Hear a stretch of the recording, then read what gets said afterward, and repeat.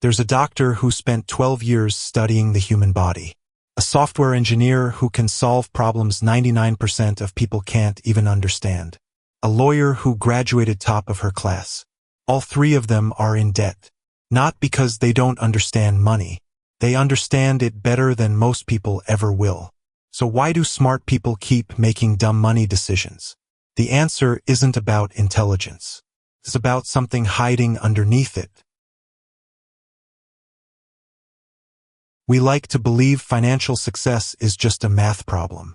Learn the formulas, budgeting, compound interest, diversification, and the money sorts itself out. But here's the uncomfortable truth. Studies on financial literacy have found that having a high financial IQ doesn't reliably predict better financial outcomes. Knowing what to do and actually doing it are two completely different skills. Because money isn't processed in the logical part of your brain. It's processed in the same place as fear, identity, and survival. And that changes everything. Let's break down the 3 psychological patterns that quietly sabotage even the smartest people, and what they can teach you about your own money. Smart people are good at one thing that hurts them financially: constructing convincing arguments for whatever they already want to do. Researchers call this rationalization skill, and it's dangerous because it feels like good judgment. If you're used to being right in your career, in arguments, in exams, you start assuming that confidence in one area transfers to every area, including money. Research on investor behavior consistently shows that overconfident investors trade more frequently than cautious ones. More trades mean more fees, more taxes, more emotional decisions, and historically lower long-term returns. The intelligent investor isn't the one who trades the most. It's often the one who does the least. There's also something called hindsight bias, the "I knew it all along" feeling after something happens. Quietly rewires your memory to make you feel smarter than your actual track record. And that false confidence sets you up for the next mistake. Here's a strange fact about the human brain. Losing $100 feels roughly twice as painful as gaining $100 feels good. This isn't a flaw, it's an ancient survival mechanism. For most of human history, a big loss could mean starvation. Your brain evolved to treat losses as emergencies, even when they're not. So what happens when a smart, financially educated person watches their investment drop 20%? Logically, they know markets fluctuate. They've read the research. They know staying invested usually wins over time. But the emotional alarm is louder than the logic.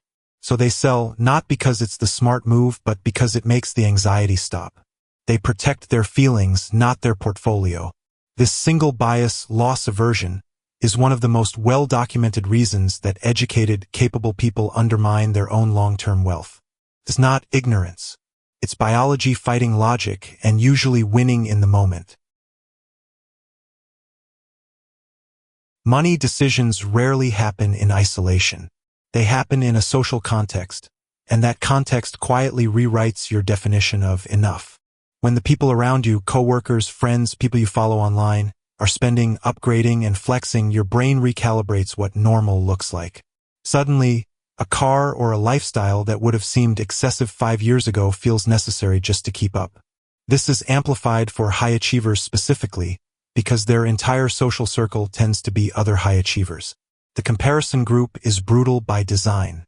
Layer on top of that confirmation bias, the tendency to seek out information that supports what you already believe or want to do, and you get a dangerous loop. You want to buy something, so you seek out reasons it's a good idea, ignore the warning signs, and walk away feeling validated instead of informed. Here's the pattern connecting all 3 biases.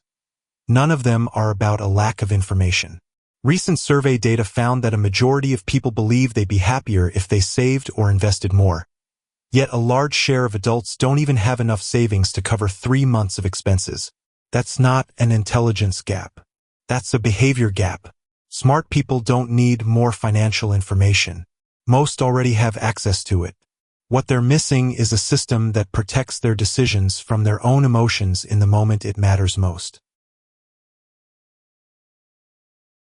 So what's the fix, if intelligence alone doesn't solve this? The research points to one consistent answer: Remove the decision, don't rely on willpower. Automate your savings and investments so the in-the-moment emotional self never gets a vote. Set rules in advance, before the market drops, before the tempting purchase, so you're not negotiating with your own anxiety in real time. Build in a pause.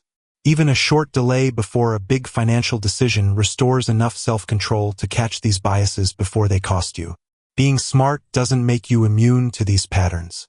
It just makes you better at justifying them. Recognizing that difference is the first real step toward a healthier relationship with money. If this helped you recognize a pattern in your own decisions, subscribe. Every week I break down one more hidden psychological principle behind money, wealth, and why we do what we do with it. Drop a comment. Which of these 3 biases hits closest to home for you? I read every one. See you in the next video.